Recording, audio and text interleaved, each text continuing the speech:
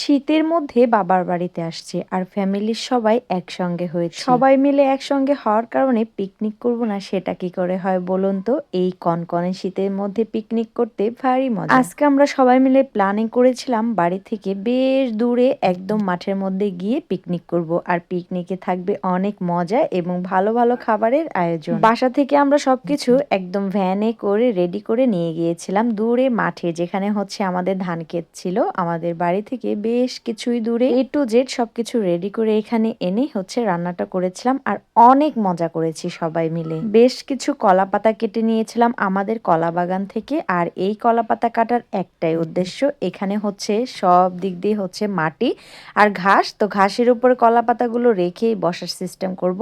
বাচ্চাদের যেহেতু নিয়ে এসেছি সবাই মিলে বসে গল্প করব, আড্ডা দিব এবং পিকনিকের রান্না চলবে। এই যে আমার বাবা খুঁড়ে দিচ্ছিল চুলা, আর এই মাটির চুলা মানে ইট দিয়ে চুলাটা করেছিলাম। ইটের চুলায় কিন্তু রান্নাটা চড়াবো। এখানে সুন্দর করে আগুনটা জ্বালিয়ে নিলাম।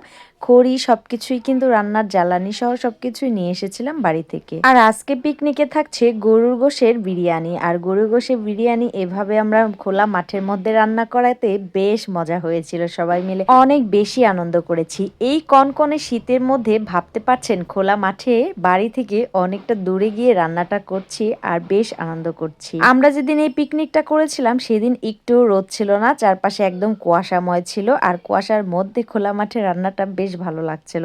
তেমন শীত লাগছিল না, গরমই লাগছিল। তো এখানে বাড়ির সবাই চলে আসছিলাম আর সবাই ভাবছিল আমরা কি করতে যাচ্ছি। তো আমাদের ফ্যামিলির সবাই আমরা এখানে হচ্ছে পিকনিক করার জন্য আসছিলাম।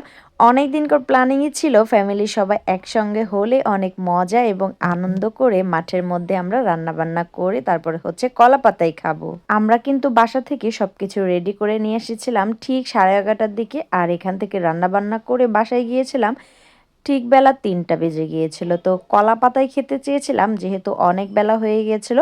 সবাই আনন্দ ফুর্তি করে রান্না করতে করতে ক্ষুধাও লেগে গিয়েছিল। এই জন্য ভাবলাম যে একদম বাসায় নিয়ে গিয়েই ভালো করে গোছল করে সবাই মিলে আনন্দ করে খাবো। এই জন্য আর কলা পাতায় খাওয়া হয়নি। যাই হোক, এই যে রান্না বান্নার কাজ শুরু হয়ে গেছে। এখানে বেশ বাতাস ছিল, যার কারণে জ্বালানিগুলো জ্বলছিল খুব আস্তে আস্তে। রান্নাটা একটু লেট হয়ে গেছিল। অনেকদিন পর কলাপাতার বাঁশিও আমি বাজালাম। প্রায় 18 বছর পরে এমনটা আনন্দ করলাম। সেই ছোটবেলা আমরা মাঝে মধ্যেই মাঠের মধ্যে এ ধরনের পিকনিক করে থাকতাম এলাকার ফ্রেন্ডদের নিয়ে।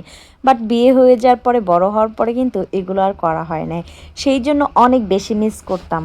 আর শীতের মধ্যে এমন একটা আয়োজন করতে পেরে বেশ ভালো লেগেছে। আমাদের মতো ছোটবেলায় কে কে এই আনন্দগুলো করতে অবশ্যই কিন্তু কমেন্ট করে জানাবে। অনেকে আমাদের পিকচারগুলো দেখে, পিকনিকের পিকচারগুলো দেখে বলেছিল যে আপু বড় ভিডিও আপলোড করো। তো তাদের উদ্দেশ্যে মেন আজকে এই ছোট্ট ব্লগ ভিডিওটা করলাম। আশা করছি আপনাদের কাছে অনেক বেশি ভালো লাগবে। আর আমার এই ভিডিও দেখে কে কে শৈশবে ফিরে গিয়েছিলেন অবশ্যই কমেন্ট করে কিন্তু জানাবেন। ফ্যামিলির সবাই মিলে এখানে হচ্ছে আমরা গরুর গোশত দিয়ে বিরিয়ানি রান্না করেছিলাম। আর রান্নাটা এত বেশি মজা হয়েছিল, সবাই মিলে বেশ মজা করে খেয়েছিলাম। আর এই যে রান্নাটা করছিলাম চারপাশে কিন্তু ঘ্রাণে একদম ম করছিল। আর সবাই অনেক গল্প, হাসি খুশি, অনেক দৌড়াদৌড়ি, ছোটাছুটি, অনেক বেশি আনন্দ করেছি। ভাবা যাচ্ছে সেই ছোটবেলার মতো মাঠের মধ্যে আমরা এ ধরনের রান্নার আয়োজন করেছি। যে আমাদের এই রান্না এখানে দেখছে সেই বলছিল যে বাহ, ভালোই তো লাগছে, তোরা এই মাঠের মধ্যে রান্না করতে চলে এসেছিস। আসলে শৈশব কিন্তু সবারই থাকে।